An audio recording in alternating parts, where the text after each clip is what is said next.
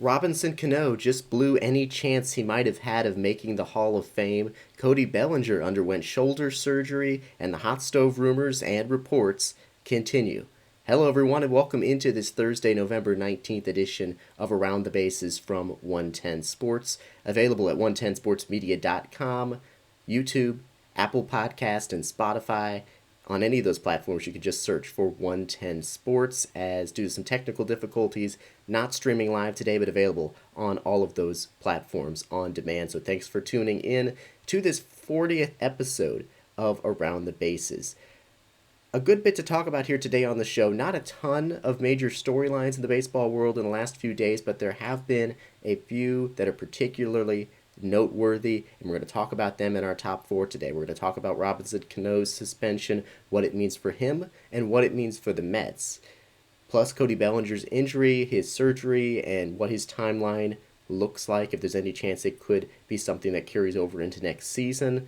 Latest hot stove rumors, developments, that sort of thing, and we'll also go through news and notes as always. And then our big topics for today are off-season previews for the AL and NL Central. Last Thursday, we talked about the teams in the East divisions, and we're going to do the same thing now with the 10 teams in the Central divisions.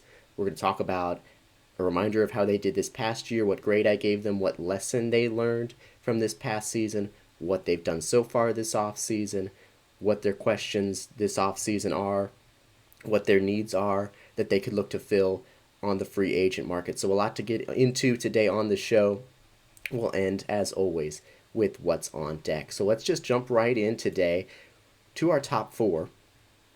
And this big news from yesterday is veteran Mets second baseman Robinson Cano has been suspended without pay for the entire 2021 season after testing positive for the performance-enhancing drug stanozolol.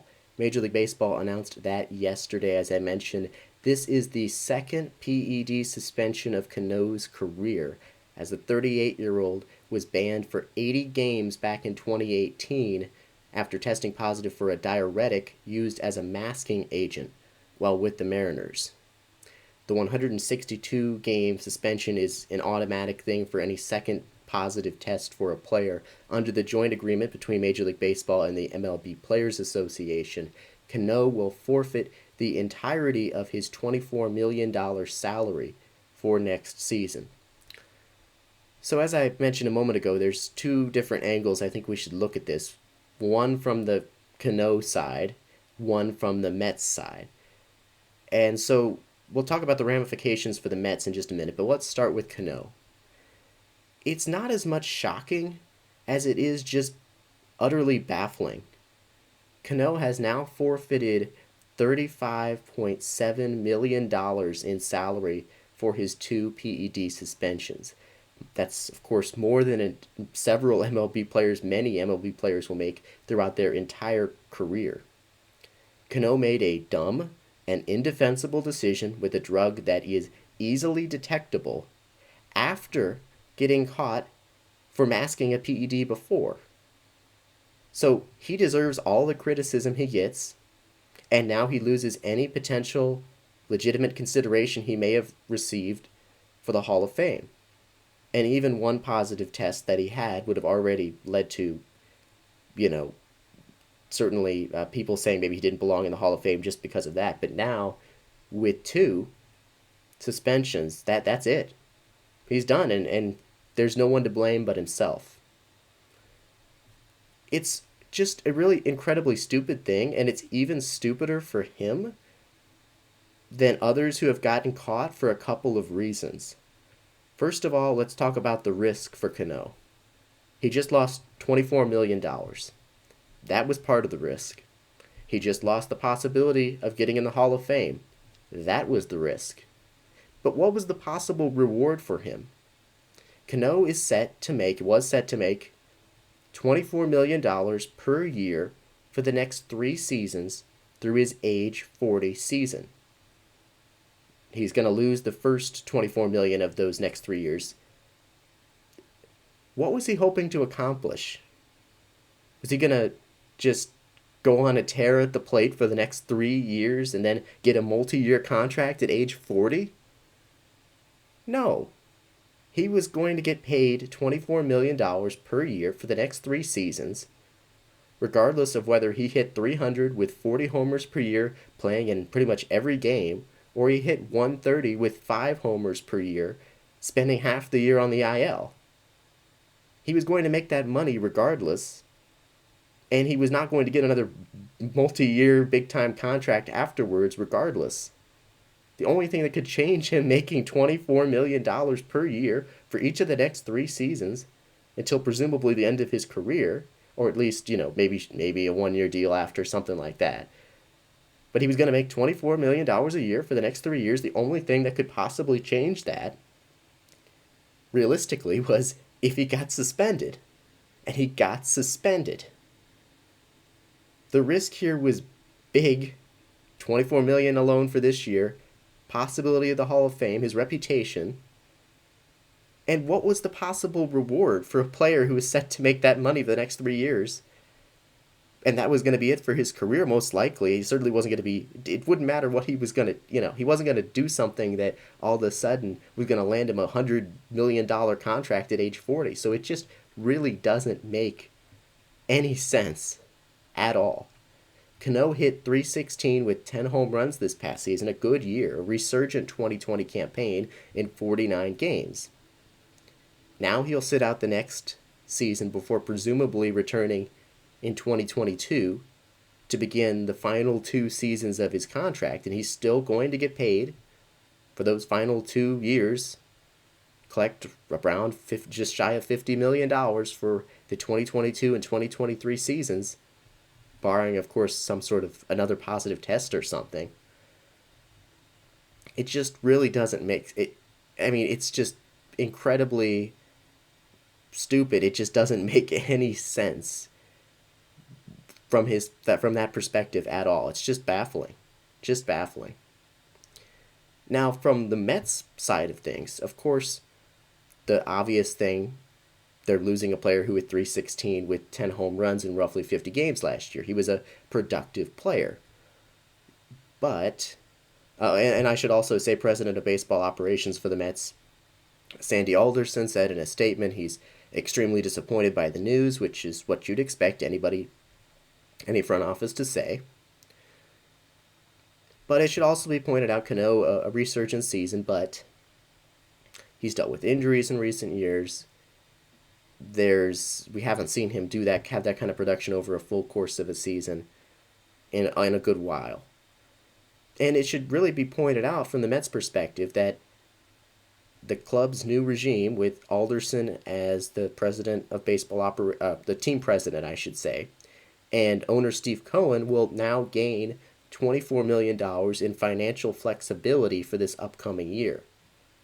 And they're expected to be big bidders for some of the top free agents this offseason. And all of a sudden, they have $24 million that they didn't anticipate having that they could spend this offseason on players. And they also aren't in a situation where they have to go sign a second baseman and it's this huge priority and now there's this big hole at second base. The versatile Jeff McNeil figures to step in at the Keystone in his most natural position. J.D. Davis can slot in at third base. They've got Andres Jimenez and other middle infielders who can play second base or fill in at third. They have options. And there were already more hitters than spots for the Mets on their roster as it is constructed right now. And they have plenty of options in their pursuit of the top free agents. They could go out and sign DJ LeMahieu, play him at second base, move McNeil to third, and shuffle guys around. But they could also go out and sign George Springer and have him play center field or left field, and then you have J.D. Davis at third, so he's not in the outfield. They've got all sorts of options. They could sign J.T. Realmuto. They've been a likely candidate for that. Trevor Bauer. There are a lot of possibilities when you combine the money that they have to spend, the additional $24 million for next year that they won't have to pay Cano, and the positional flexibility that roster has.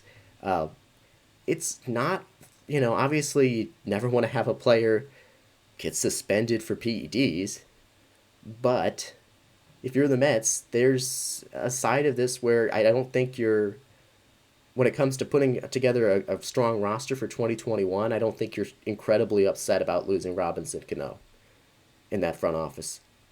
I could be wrong.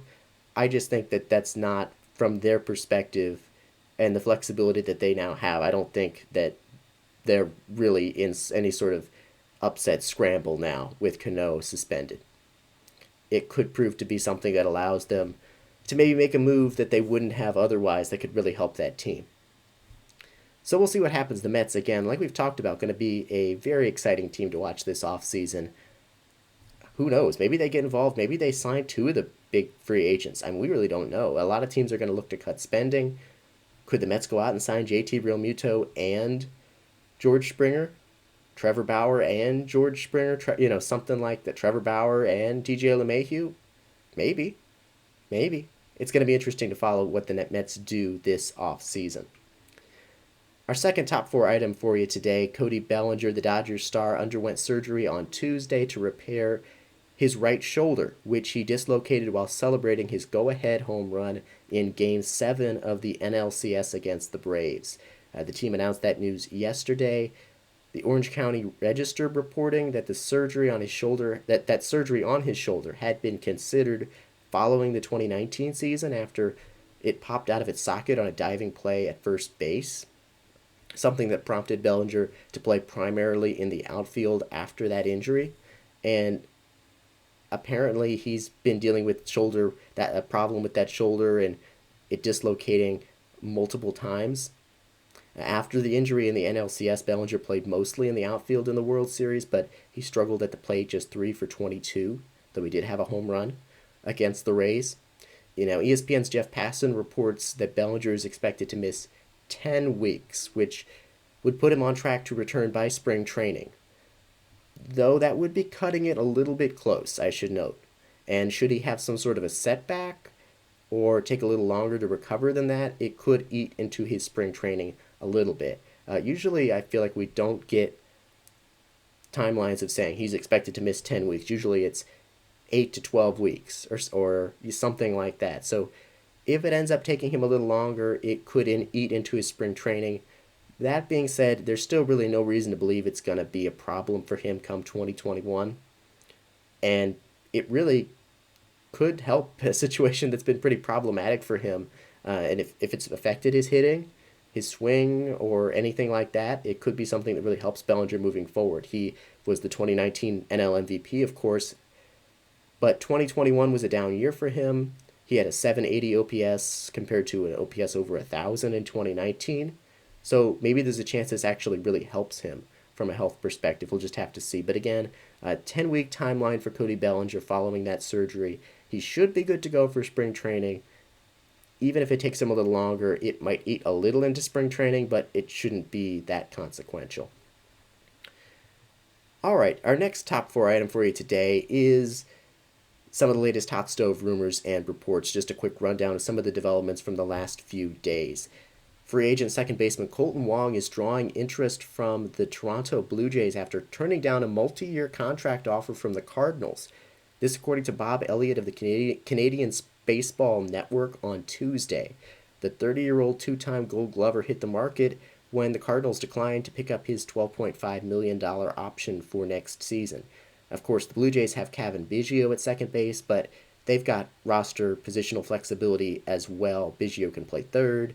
Where there's an opening for Toronto, he can slot into the outfield. They've got options. The Angels, it should also be noted, as I think we've talked about here on the show, they've also been connected to Kolten Wong. But one of the interesting parts here, actually, of this report, in addition to Toronto's interest, is what I think we're seeing as the first time we're hearing that the Cardinals apparently offered Wong a multi-year contract, which seems to indicate, look, that they would want him back, obviously, but maybe they just don't want to pay him as high of an average annual value as, he would have made on that option for about $12 million. But him declining maybe means that maybe the Cardinals offered him 2 or 3 years at a low average annual value, and Wong thinks he can do better. So we'll just have to see how that plays out. It's an interesting development. MLB Network's John Heyman reported Tuesday that veteran slugger Edwin Encarnacion intends to play next season.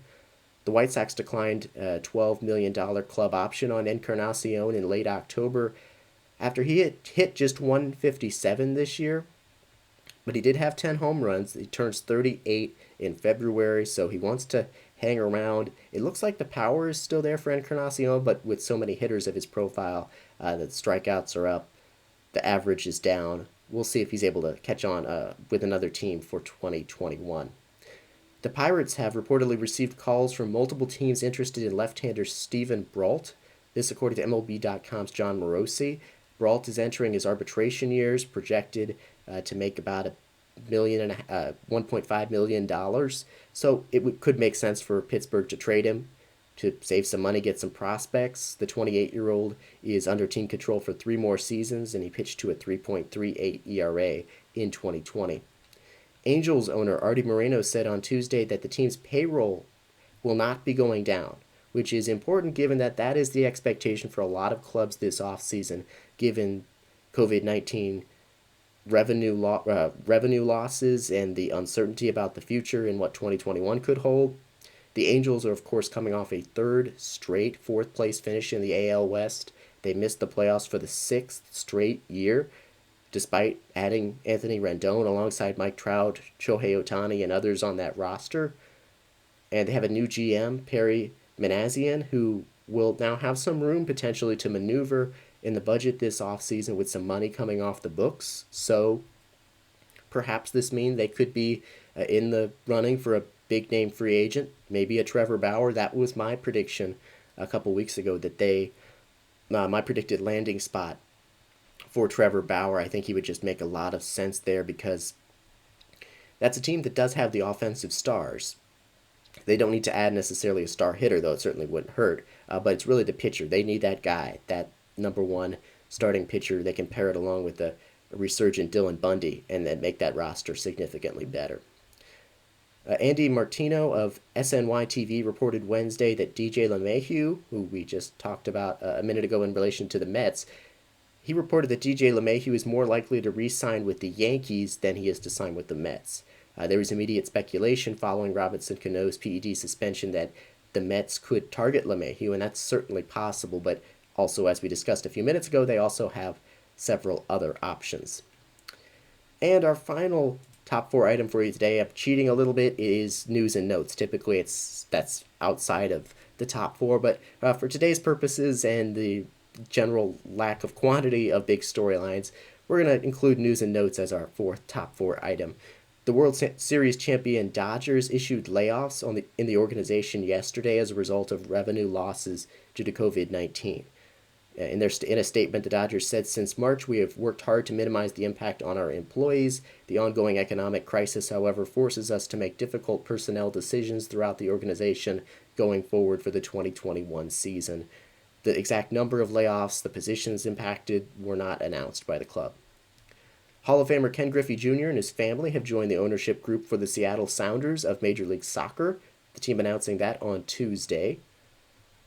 Indians general manager Mike Chernoff will formally interview for the Mets President of Baseball Operations job. MLB.com's John Morosi reported that today. The 39-year-old has worked in the Indians front office since 2003. He became their general manager in 2015. The Indians, of course, have reached the postseason in 4 of the 5 seasons since then, including their trip to the World Series in 2016.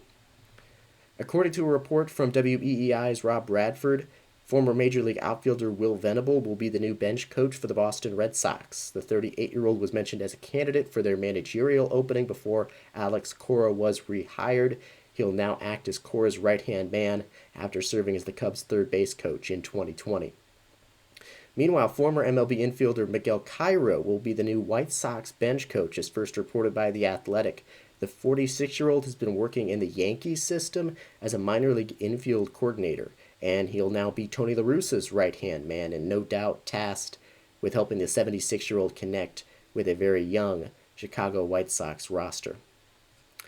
And that is going to do it for our top 4 and our news and notes today. We're going to take a quick break back after this with our previews, off-season previews of the AL Central. Coming up first, we'll break down what you need to know about all those 5 teams heading into this off-season, what they have on the agenda, what they need to accomplish, what their needs are, questions. That's all coming up next here on Around the Bases from 110 Sports.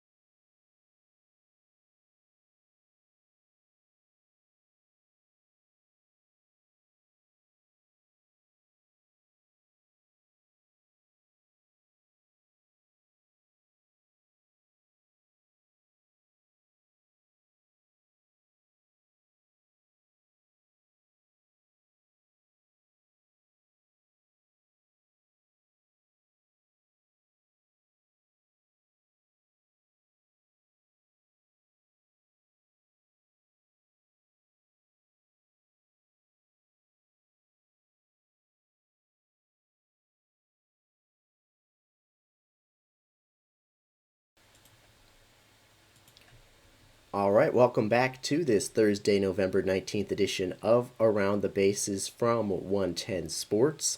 Time now for, as promised, our off-season preview for the AL Central. And before we get into the individual teams, the quick overview, the big picture for the AL Central is that this year we really saw three teams battling it out for the division title. Three teams that are really good teams. The White Sox emerging into that group with the Twins and the Indians. And then you have two teams at the bottom of the division who are in the midst of rebuilds. That's the Royals and the Tigers. And while both those teams, and particularly the Tigers, showed some signs that they're getting closer, they're getting a little bit further toward completing their rebuild, at this point it really looks like, again, next season it's going to be that three-way race, those three great teams again in the AL Central. So let's go ahead and just sort of dive into each of these teams, and we're going to start with the Chicago White Sox, who I gave an A grade for their 2020 performance. No American League team took as big of a step forward this past season as the White Sox.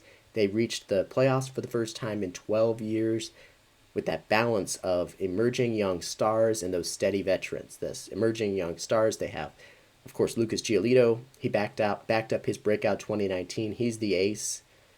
They have Luis Robert finishing second in AL Rookie of the Year voting, and Eloy Jimenez and Tim Anderson, and then Jose Abreu, who won AL MVP, along with the veterans like Dallas Keuchel, who had a great season, Yasmani Grandal behind the plate. It was a big step forward for the White Sox this season. First team in the AL to secure a playoff spot. But they did lose 7 of their final 8 games. They fell from first in the AL Central to finishing third in the division standings, and then they lost to the A's in the Wild Card Series. Shortly afterwards, Rick Renteria would not return, was the news that was announced by the team. He was out as White Sox manager. Since then, of course, the club has hired Tony La Russa, the Hall of Famer, who's going to be the third oldest manager to manage a Major League Baseball game in 2021. And of course, we've talked about the controversial pick that he has been. So I'm not going to get into that completely. Not going to dive into that too much here because we're trying to keep this brief and get to all these teams. So we've talked about La Russa, but I want to talk about the team overall, which is the big lesson they've learned. The rebuild is over. This team is ready to compete at a high level year after year. The majority of the club's top prospects have reached or are just about to reach the big leagues. They've got several years of control for Robert, Anderson, Giolito, Eloy Jimenez, Yoan Moncada. Dallas Keuchel and Yasmani Grandal are still under contract for a few more years. They've got money to spend. Every reason to believe that the 2020 season is just the beginning of a new era of success. Of course, we talked about, I'm not going to get into the La Russa move too much at this point. The question, though, for 2021 is what will his impact be? At the end of the day, this team is going to be judged by their on-the-field success or failure. And The question is going to be whether or not La Russa is able to help push this club forward to the next to continued success here, or if there's a culture clash that's just too much to overcome, and only time will tell really in that way. Another key question for the White Sox this offseason really is, will they add more pitching? They don't need to make a big bunch of big moves this offseason. That's unlikely to happen, but they could use some pitching in the starting rotation alongside Lucas Giolito. He's the ace. Dallas Keuchel was great in his first year with the team, but there's a lot of questions, unproven young arms behind them. So maybe adding somebody there would make sense. Maybe they have a reunion with Jose Quintana, or maybe they go for a starter like Masahiro Tanaka, Jake Odorizzi, James Paxton, Corey Kluber. There's a lot of options for what the White Sox could do to add an arm for, anything ranging from a 1-year deal with Charlie Morton or James Paxton or something like that, or Corey Kluber to a multi-year deal with Masahiro Tanaka. They've got options. There's a lot of options on the free agent market. Another offseason need for them is closer. Alex Colomé has quietly been one of the best in baseball over the last few years, but he is now a free agent, so they could turn to a market that has high-quality guys like Liam Hendricks, Brad Hand, Trevor May, Blake Trinan. There's a lot of options for the White Sox, but things are certainly looking up for them with that roster that they have. The Cleveland Indians are next up. I gave them a B- for their 2020 season.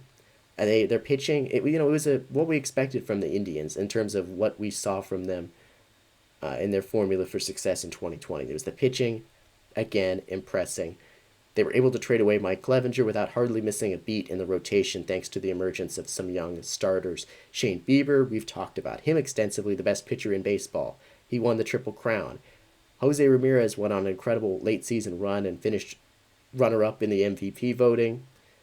But, like we've seen from the Indians in recent years, there just was not enough offensive production aside from Ramirez and Francisco Lindor. The Indians finished second in the AL Central standings, and interestingly enough, it was their pitching that unraveled against the Yankees in the wild card series, ending their season. And I feel like the lesson we learned for the Indians in 2020, look, their formula for success remains strong, but just not strong enough. Their pitching's great, and they've dealt an ace prior to the trade deadline each of the last 3 years with Corey Kluber, Trevor Bauer, and Mike Clevenger. And they just developed these pitchers to come in and just not skip a beat in the rotation, but their upside's going to be limited when they only have a few great hitters and everybody else is just patchwork together, is pieced together. Of course, the big question for them this offseason, will Francisco Lindor get dealt? And it looks like the answer is probably going to be yes. Recent reports indicating Lindor, as I think we've talked about here on the show, is most likely to get dealt this offseason. They don't want to pay him the 20-ish million that he's going to be due to make in 2021, and then of course he'd be a free agent. They don't think they can afford him. They don't want to pay up for that. They don't think they can afford him. So looks like he's going to be traded. What does that do for their situation? That's not going to help the offense, obviously. And then there's a question of how they improve in the outfield. The outfield's been a mess for the Indians for a couple of years now. They were 30th in the majors in slugging percentage, Indians outfielders in 2020. So they got to do something, I would think. But again, this is a team that I'm not expecting to spend big this offseason. Maybe they go sign like an Adam Eaton or a Jay Bruce, or maybe they go Jock Peterson. I don't think they go for a big, they're not going to sign George Springer. But they could use some help in the outfield and maybe some help in the middle infield. Colton Wong, Tommy La Stella, Jurickson Profar, some second base option like that. We'll see, though. The Indians, they're going to be competitive in 2021, no doubt about it, but I'm not sure how they're going to be better, given their situation and their unwillingness to spend. Next team I want to get into here is the Detroit Tigers. They got a C grade from me for their 2020 performance. Now, they finished at the bottom of the AL Central standings for the third time in 4 years, but it doesn't quite tell the full story because they were one of the best storylines in baseball early in the season. They entered August in the playoff hunt. They entered September in the playoff hunt before completely collapsing. They posted the worst team ERA in baseball, but they did have some strong offensive seasons from Willie Castro and Jamer Candelaria, the corner infielder. He broke out. Miguel Cabrera was okay, a mini bounce back, if you will. And the big lesson here is that the rebuilding effort has picked up the pace. They have had 5 of their top 7 prospects reach the majors now. encouraging seasons from a couple of those hitters. Seems like Detroit is inching closer toward where they want to be, but there's still a lot of work to do. And the big thing with them so far this offseason, they brought in A.J. Hinch. We've talked about that move before, so I'm not going to get into it a lot again, but they quickly, just after the World Series ended, contacted A.J. Hinch, the former Astros manager who had been suspended for his role in the sign stealing incident. He is now their new manager, and they really believe that his history with helping to develop players is going to help the Tigers take the next step up and maybe help with some of those young starters, continuing to develop in some of those position players as well. And I think the signing of Hinch indicates the front office saying that, you know, they feel like they're getting closer. They want to add a jolt into this rebuild. And so it's a question of whether how much of an impact Hinch is going to make out of the gate. But there's an increased sense of urgency from the front office to add, like I said, a little kickstart, a little spark into this rebuilding effort. And I think when it comes to, their off-season questions, again, there's no real as many off-season questions as it is questions leading into next season. And one of them is, how will their young pitchers progress? They have the first overall pick in the 2018 draft. Casey Mize came up, didn't do very well. They've got a number of young starters who are reaching the major leagues and haven't fared well yet, but that's not really a red flag just yet. But how they progress next season, that's likely to be the biggest factor in how the Tigers progress next season. As far as their offseason needs, nobody's expecting them to make any big free agent additions. They could add a veteran impact hitter for cheap. I don't even know who that would be because it's such a wide net. I'm not going to speculate because, again, it would be very cheap. It was them like adding Jonathan Scope and C.J. Cron prior to this past season. So we're talking that kind of level, like upside plays, guys who've maybe been injured or had down seasons for very cheap costs. And they need a catcher. Austin Romine is now a free agent. They could have him return or add a low-cost option like Robinson Chirinos or Mike Zunino or something like that, but not expecting the Tigers to spend very much this offseason. They're just not in that position yet. The Royals, I gave a C+ for their grade for 2020. Their rebuilding efforts continue this past year under Mike Matheny in his first year. Their offense actually ranked 6th in the American League, I should say, in hits, but their other offensive ratings weren't all that high due to some struggles capitalizing with runners on. And their pitching staff was about league average, and they have several young promising starters beginning to make it to the major league level. Finished 4th in the division, and under the circumstances, it was about what you expected. And throw in those positive developments from some young starters, and I give it a slightly better than average grade, given their situation. One of the big lessons learned for them, it's hard for them to have any huge takeaways from 2020. A team in this position, sort of like the Tigers, but Maikel Franco was a great signing for them. A former highly regarded prospect, didn't quite live up to expectations with the Phillies, and the Royals signed him to a cheap contract prior to the season, a really great addition for them. He led the Royals in doubles and RBIs. He hit about 280, and he's under team control for the next 2 seasons, so a really good find for the Royals there. Questions for them this offseason: who takes over in left field is a big one. Alex Gordon, the 8-time Gold Glover, retired at the end of the season, so for the first time in like a decade, they're going to have to fill left field with someone not named Alex Gordon, and there's no real obvious candidate. They could go to Franchi Cordero, who they acquired from the Padres this season, but they've got some options. We'll see what they end up doing. That's one of the questions. And then another question, will they extend Jorge Soler? He broke out in 2019, but he's dealt with injury problems, and he's set to hit free agency after this upcoming year. So will there be an agreement this offseason to extend him, or will he maybe reach free agency after next season? Their offseason needs, they need maybe some cheap addition in the outfield to join Whit Merrifield and add some certainty. Robbie Grossman, Adam Eaton, couple of cheap options, and they could use some bullpen help. They signed Trevor Rosenthal and Greg Holland to low-risk, high-reward contracts that paid off, so they could re-sign one of those two, or some players like them as well. Sergio Romo, Brandon Workman, a couple of ideas off the top of my head that could be fits.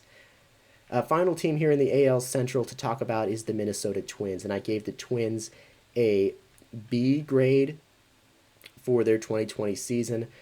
It was an interesting season for the Twins. I was really high on this team coming into the season. Their lineup took a significant step back. Part of that was due to injuries, but their pitching took a significant step forward. A big part of that was due to Kenta Maeda, who finished second in AL Cy Young voting in his first season with the Twins. Their bullpen was really good as well. And the Twins won the AL Central for the second straight year, but then they got swept by the Astros in the wild card series. And that was a that was a rough blow. I feel bad for Twins fans, of course, right now, because their postseason curse is proving to be very difficult to break. It's the longest playoff losing streak in the history of North American pro sports. It reached 18 games. They have lost 18 straight postseason games. The last time they won a playoff game was 2004. Since then, every club but the Mariners has won a postseason game. And it's hard for when you're the Twins because you look at that roster and it's a good roster and you don't look and say, oh, well, there's this obvious gaping hole for the Twins. They were a really good team in 2019. They were a really good team in 2020. Overall, things just did not work out in the playoffs. Key question for them is, will they re-sign Nelson Cruz, who continues to defy Father Time, 40 years old, ranked in the top 5 in the AL in OPS and home runs. He's won 2 Silver Slugger awards in his 2 years with the Twins, but he's reportedly looking for a 2-year contract. The Twins don't want to go there. Recent reports indicate there is interest in a reunion, but it may take some time. Another question for them, will Eddie Rosario remain? He's been a significant part of their success, the outfielder, over the past few years. About a 30-homer, 100 RBI bat, which you think they'd want to keep around, but apparently as he enters his final year of arbitration eligibility, the Twins may not want to pay that cost as they look to reduce their salaries, their budget a little bit for this next season. So we'll see what they do. They could potentially non-tender him. Off-season needs for the Twins, they could use a starting pitcher with Jake Odorizzi and Rich Hill being free agents. They have a good, strong top 3 with Maeda, Jose Barrios, and Michael Pineda, but they could use a cheap, a sort of a, not even necessarily a cheap, but a 1-year short-term deal with somebody, and also a new versatile player for them, a versatile hitter for the Twins. And that's going to do it for our AL Central offseason preview and sort of check in on those 5 teams. We're going to take a quick break, and after that, we'll come back and do the same thing for the NL Central. That's coming up next here on Around the Bases from 110 Sports.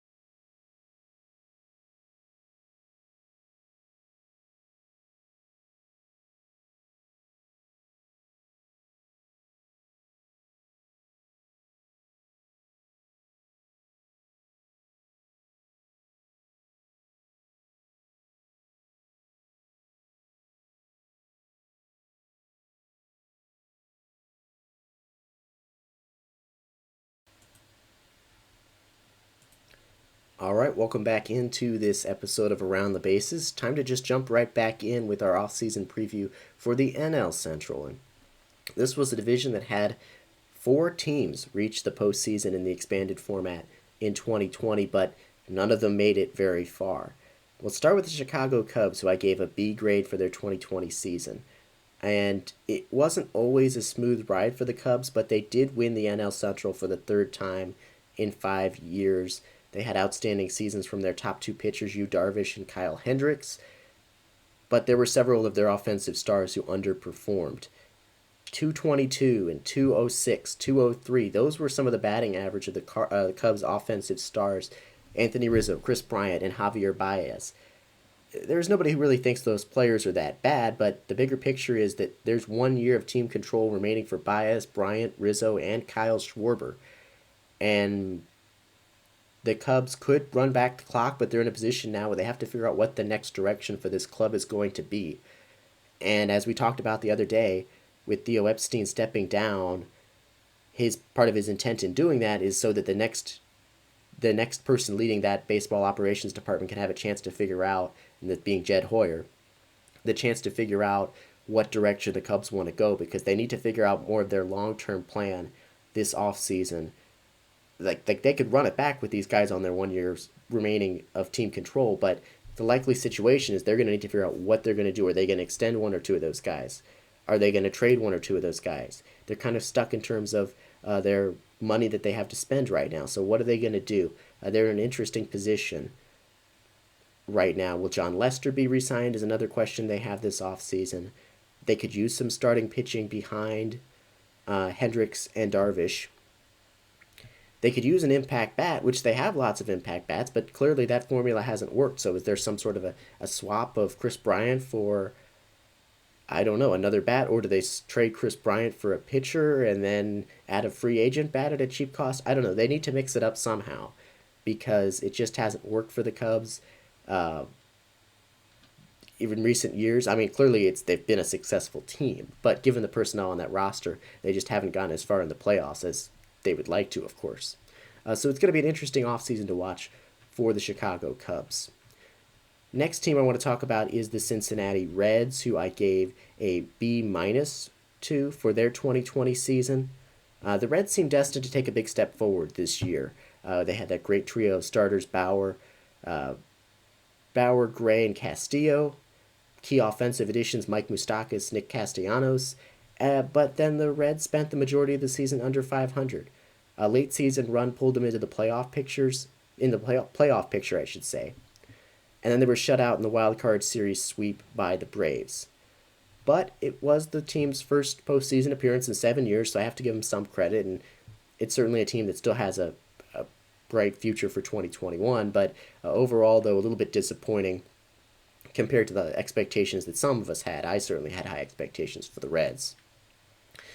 The big lesson learned for them is they need a more dynamic offense.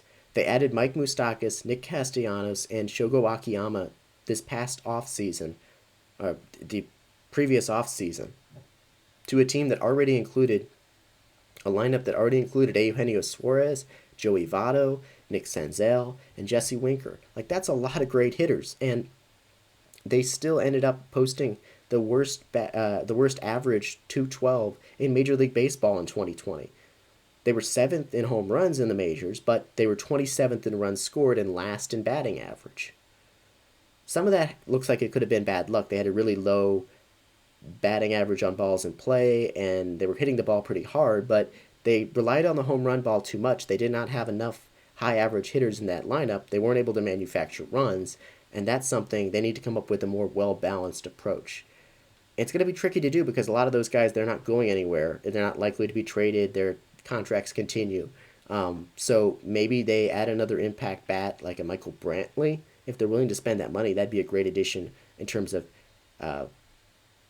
being a high OBP bat who just hits, not necessarily great power.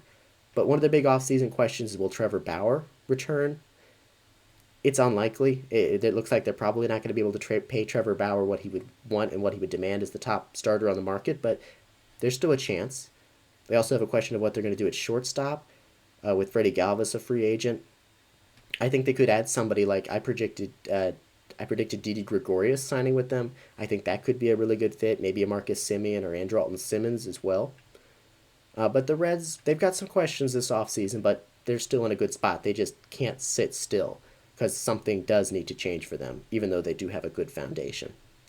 The Milwaukee Brewers, the next team up, I gave them a C for their 2020 performance. They made the playoffs for the third straight season this past year. That's great, but it really was not pretty at all. And I would have liked to give them actually a worse grade, but I feel like you can't give that bad of a grade to a small market team that just made the playoffs for a third straight year. They had just one hitter in their lineup with a above average OPS, and that was Christian Yelich, who had a horrible season, his worst OPS in half a decade, and he hit 205. And that was still their best hitter by far, and their only above average hitter by far. They were the bottom five in MLB in runs scored and batting average. Their team ERA was around league average. They never spent a single day in 2020 above 500. They were the 8th seed. They lost to the Dodgers in the first round of the playoffs. That's not all that meaningful, but their season overall, certainly there's a lot of concerns. And they just don't have the offensive pieces to succeed right now. That was the big lesson I think they learned in 2020. They let Mike Moustakas and Yasmani Grandal walk in free agency. They didn't add a single high-level bat to replace them. Combine that with Yelich's struggles, Lorenzo Cain opted out, and hitters underperformed across the board, and they were in a really bad position. Their team batting average of 223 was the worst in franchise history. And there's reason to be optimistic about a Yelich bounce back, but there's clearly not enough offensive talent around him in the lineup. So one of the big questions, how do they fix the offense? It doesn't seem like there's going to be able to be a complete overhaul, but maybe they trade Josh Hader, who's been rumored to be on the market, or at least that they would consider offers for him, and that they want to add bats. It doesn't seem like it would be a George Springer, DJ LeMahieu type bat, but maybe Carlos Santana or Tommy La Stella, or maybe they acquire somebody in a trade involving Josh Hader. Another question, will Christian Yelich bounce back?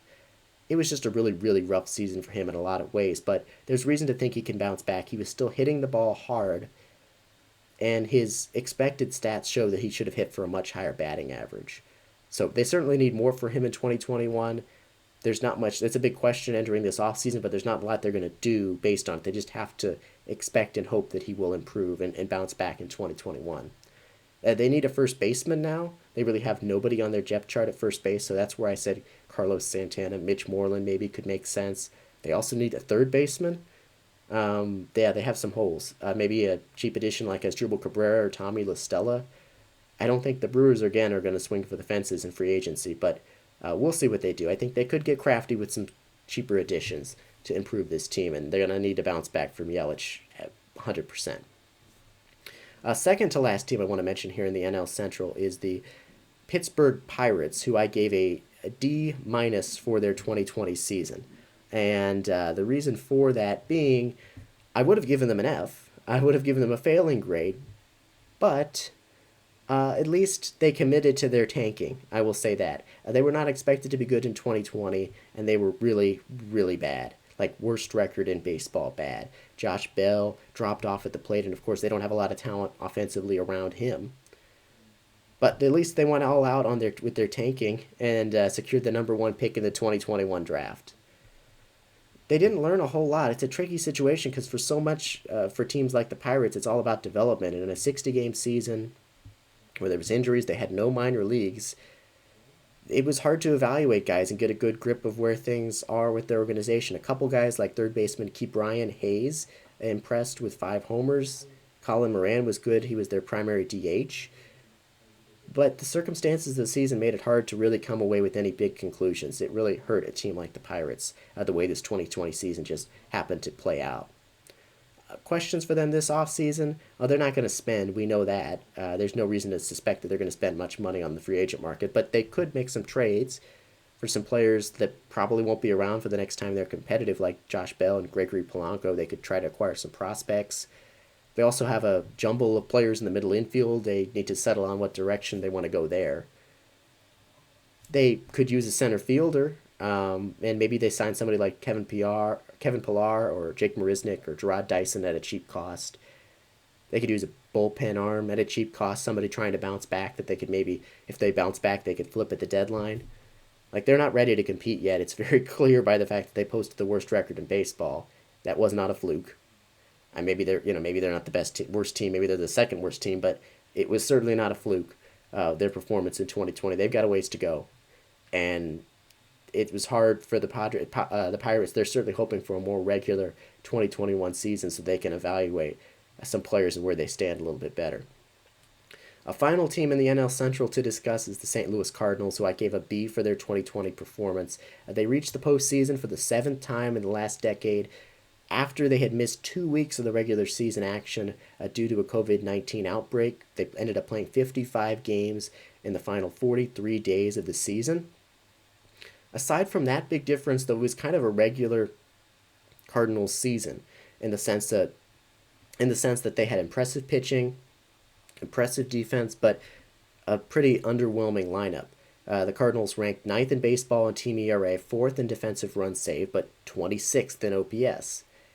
Now, they ended up getting the 5 seed in the National League playoff field, but they were eliminated by the Padres in the wild card series. That wasn't a huge problem, but there were certainly some concerns and certainly some things learned from this season, and one of them is that an offensive upgrade is needed.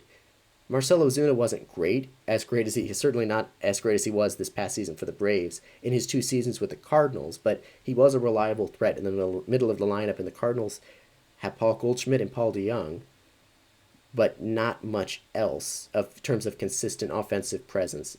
And they ranked 30th in home runs, 28th in runs scored. And they're a tricky team to break down because they're always capable of making that blockbuster deal. They could trade for Nolan Arenado, sure. They could sign the big free agent, the George Springer, sure, but they don't really have a history of doing that a ton. And we'll see if that changes this offseason. The front office could say, hey, look, we made the playoffs despite everything that happened this past year. There's reason to be optimistic that some of our young players like top prospect Dylan Carlson will take a step forward in 2021, but in my perspective, I think they need to do something more to that, more to give a jolt to their offense. Of course, they've already lost Colton Wong to free agency. No, they haven't actually. He's become a free agent, but maybe they re-sign him. We talked about that earlier in the show.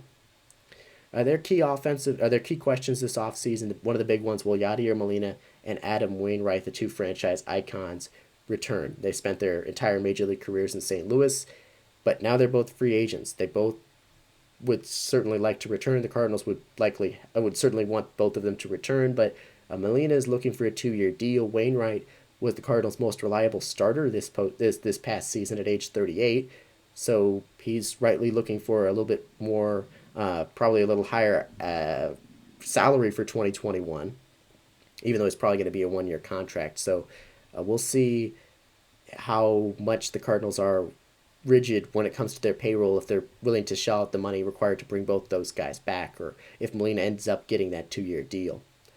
And then another question, what are they going to do to try to fix the offense? Like I said, there's some guys that could take a step forward or bounce back, some young players, but I think they need to do something. And maybe they go out and sign an outfield bat like Michael Brantley or George Springer, but I don't know if they're willing to spend that money. We'll just have to see. They also have a hole in the infield now with Colton Wong gone. Tommy Edman expected to shift from third to second, but that leaves them with Matt Carpenter, who's just fallen off completely in recent years as the starting third baseman. So they could certainly use an infield addition as well. So it's going to be an interesting offseason for the Cardinals, one where they could make a big splash, but also one where they could remain pretty quiet and try to run it back and do better in 2021. But that's going to do it for our NL Central offseason preview. You can read full offseason guide stories at 110sportsmedia.com for the AL Central, NL Central coming up later today on the website, so make sure to check that out. A lot of what we talked about here, but also some more information I didn't get to. But we're going to take our final break of the show. Coming up next, it's What's on Deck to wrap up this broadcast here on this Thursday, November 19th. We'll be right back here on Around the Bases.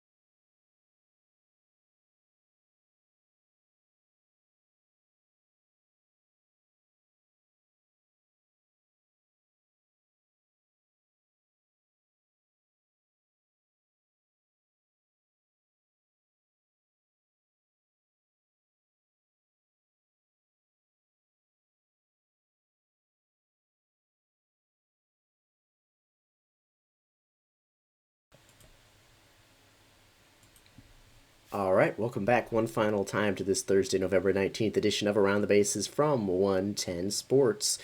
Just time for what's on deck, and just a couple things to note. A Friday, tomorrow, is the deadline for teams to add eligible minor leaguers to their 40-man roster to protect them from the Rule 5 draft. And that's not something that usually receives a lot of attention on a high level. It's not super consequential, but it certainly can have an impact for different clubs and players in those situations. That there's not a lot of other key deadlines coming up in Major League Baseball in the upcoming days as we approach Thanksgiving week. Things tend to quiet down a little bit, though that doesn't mean we couldn't have a big signing or a big development, or who knows what news could break. But things will quiet down here over the course of the next week a little bit in terms of big deadlines, announcements, awards, those kind of things. But our 110 Sports live coverage will continue here on the 110 Sports Network. Josh Molinix is back with his show live streaming tomorrow on Friday at 11 a.m. Eastern. And then again on Monday, Josh Doring will be back with Touchline Talk on Tuesday at 11 a.m. Eastern. Make sure to check out 110sportsmedia.com for all of our latest coverage. We've got a lot on the website and coming out of the website the next couple of days, from reaction to the first rounds of the NBA draft to MLS playoff previews to we have our off-season guides for baseball, college basketball, division conference previews. We've got everything, a lot of different sports and leagues covered right now. So make sure to check out that content. And while you're on the website, subscribe to the newsletter. You can do that on the right side of our homepage. You'll see all the information you need to subscribe to the newsletter, which comes out every Friday to bring the latest links to shows and broadcasts and written content from throughout the week. Around the Bases will be back on Thursday as we round out our off-season previews. We'll do that on, Tuesday. We'll be back on Tuesday, a few days from now, after the weekend, to wrap up our off-season previews with the AL and NL West divisions. We'll do what we did today with those two divisions, and we'll also discuss the latest storylines, headlines, things to know, rumors, reports from the hot stove coming up on Tuesday's show as well. And then we'll be off on Thanksgiving. So that division previews, we'll wrap them up on Tuesday here on Around the Bases. So make sure to tune in for that. But that's going to do it for today's edition of Around the Bases from 110 Sports. Thanks so much for watching or listening here to the broadcast. Stay safe, have a great weekend, and I'll talk to you again next week.